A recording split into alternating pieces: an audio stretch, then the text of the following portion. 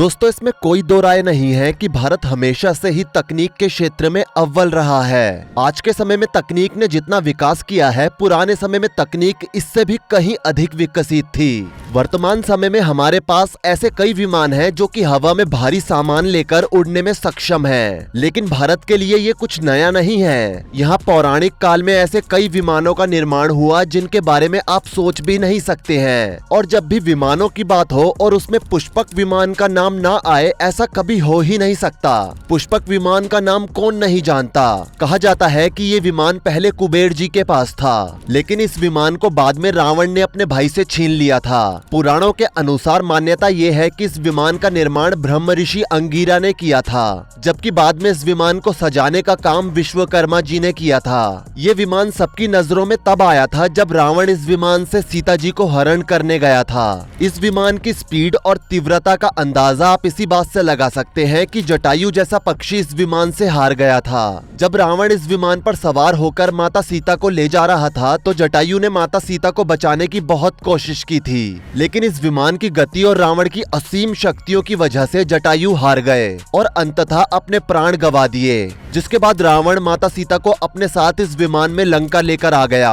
इस विमान को जिस तरह से टीवी और कार्यक्रमों में दिखाया गया है, ये विमान उन सभी से बहुत अलग है। इस विमान में इतनी खूबियां थी कि उन्हें गिनाया नहीं जा सकता है। सबसे पहले तो ये विमान लोगों के हिसाब से अपने आकार को बढ़ा और घटा सकता था। साथ ही ये विमान अपने मालिक के मन के हिसाब से कंट्रोल होता था। इसकी गति मन की गति के बराबर थी। पल में ये जहाज हवा से बातें करने लगता था और पल में ही बहुत धीमे चलने लगता था।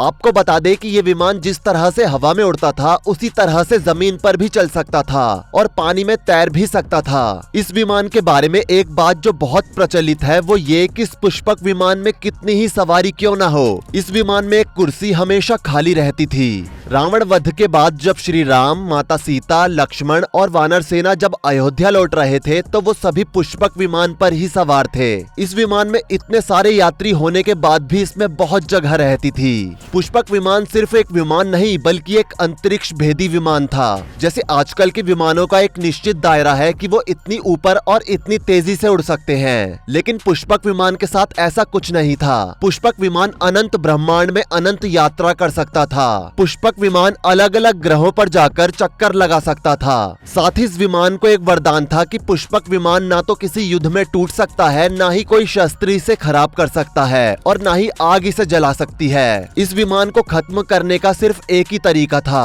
और वो ये था कि जब इस विमान का स्वामी चाहेगा तो ये विमान खुद ही अपने आप को डिसमेंटल कर लेगा, लेकिन स्वामी के दोबारा चाहने पर ये विमान वापस से पहले जैसा ही हो जाएगा। पुराणों में इस विमान के बारे में सब कुछ लिखा है, लेकिन इस विमान के ईंधन के बारे में कुछ नहीं लिखा है, क्योंकि विज्ञान के अनुसार और एक परफेक्ट लॉजिक के अनुसार हर चीज को इस्तेमाल करने की एक कीमत होती है जो कि हमें बदले में देनी पड़ती है। पुष्पक विमान के साथ भी कुछ ऐसा ही था, क्योंकि आप खुद सोचिए बिना किसी एनर्जी के विमान कैसे उड़ सकता है। विज्ञान के मुताबिक पुष्पक विमान जैसी चीज कभी इस दुनिया में थी ही नहीं। विज्ञान कहता है कि पुष्पक विमान मनुष्य की एक कल्पना है, लेकिन पुराणों के अनुसार हर कल्पना कहीं न कहीं पूरी होती है।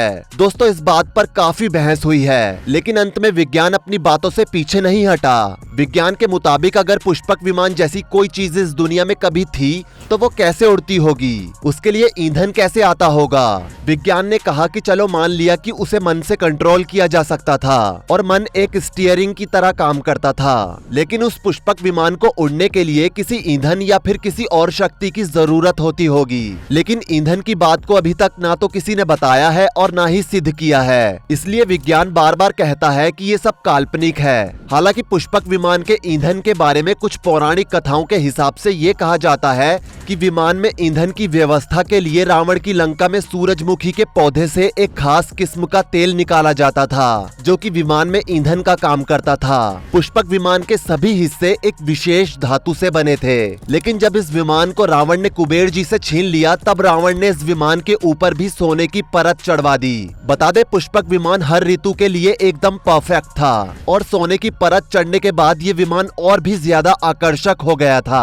रामायण, अन्य कथाओं और टीवी में दिखाया गया है कि पुष्पक विमान पूरी तरह से खुला हुआ था, जबकि ऐसा नहीं था। ये विमान जरूरत के हिसाब से रूप बदल सकता था। ये उड़न तश्तरी की तरह हो जाता था। बारिश में ये विमान पूरी तरह से बंद हो जाता था ताकि इसमें बैठने वाले व्यक्ति को किसी तरह की तकलीफ ना हो। श्री रामचरित्र मानस के सुंदरकांड के 7वें अध्याय में पुष्पक विमान के बारे में जानकारी दी गई है। बताया गया है कि पुष्पक विमान की आकृति मोर के समान थी। इसका आकार बढ़ाया जा सकता था। एक प्राइवेट जेट की तरह इसके अंदर सभी आरामदायक सुविधाएं उपलब्ध थी। इसके अंदर कई कुर्सियां थी। रावण जिस कुर्सी पर बैठता था वो बहुमूल्य नीलम पत्थर की बनी हुई थी। ये विमान पूरी तरह से वातानुकूलित था।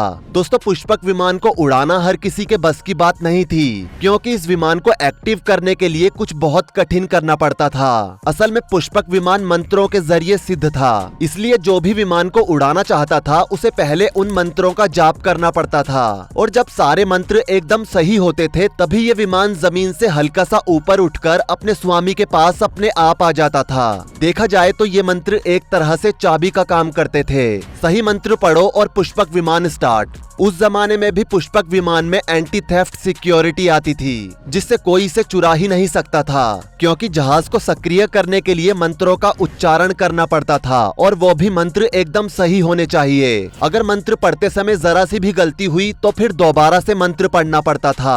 पौराणिक कथाओं के मुताबिक पुष्पक विमान सिर्फ एक जगह से दूसरी जगह ही नहीं बल्कि दूसरे ग्रह तक की यात्रा करने में सक्षम था। यानी ये न केवल एक विमान था बल्कि एक तरह का पूर्ण अंतरिक्ष यान था। कुछ लोगों का कहना है कि जब ये विमान इतनी सारी शक्तियों से लैस था और जो कभी डिस्ट्रॉय ही नहीं हो सकता था, तो इसका मतलब ये विमान अभी भी धरती के किसी कोने में होना चाहिए, और अगर धरती में नहीं है तो किसी लोक में तो इस जहाज का होना निश्चित ही है। तकनीकी दृष्टि से देखा जाए तो पुष्पक विमान में वो सारी खूबियां थी जो कि आज के बड़े बड़े विमानों में भी नहीं होती है। एक शोध के दौरान इस बात का पता चला है कि अगर आज पुष्पक विमान कहीं मिलता है या फिर उसके जैसा कोई दूसरा विमान बनाया जाता है तो मात्र उसके उड़ने से विद्युत चुंबकीय प्रभाव के कारण बिजली और संचार जैसी व्यवस्था ठप हो जाएगी, क्योंकि जिस स्पीड से पुष्पक विमान उड़ता था उसका कोई तोड़ नहीं था। इंसान का मन भी पुष्पक विमान की गति के आगे कुछ नहीं था। श्रीलंका के श्री रामायण रिसर्च कमेटी के एक रिसर्च के अनुसार इस बात को बताया गया कि रावण ने इस विमान को रखने के लिए 4 हवाई अड्डे बनवाए थे।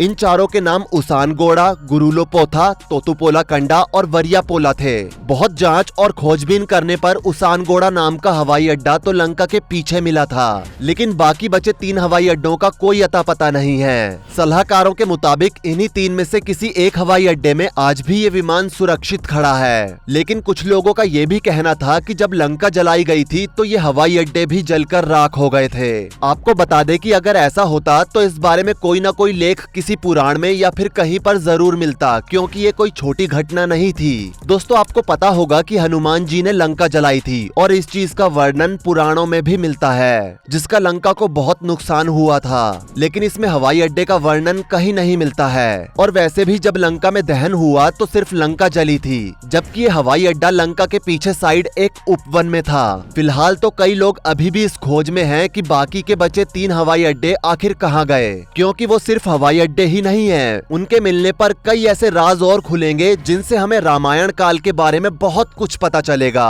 शायद हमें ये भी पता चल जाए कि आखिर पुष्पक विमान में ईंधन के रूप में क्या भरा जाता था, क्योंकि जिस जगह पर पुष्पक विमान खड़ा होता था तो वो जगह कोई आम जगह तो होगी नहीं। आप खुद सोचिए कि दुनिया का एक बेहतरीन जहाज, उसके लिए जगह भी बेहतरीन ही होगी। लेकिन शायद अब ये कहना गलत होगा कि आज के रिसर्चर्स पुष्पक विमान के बारे में इससे ज्यादा कुछ जान पाएंगे। वैसे इतना सब कुछ जानने के बाद पुष्पक विमान को लेकर आपकी क्या राय है, नीचे कमेंट सेक्शन में जरूर बताएं। वीडियो को लाइक करें, शेयर करें, और ऐसे ही और वीडियोस के लिए इस चैनल को सब्सक्राइब करके साथ में बेल नोटिफिकेशन को भी ऑल पर सेट कर लें। धन्यवाद।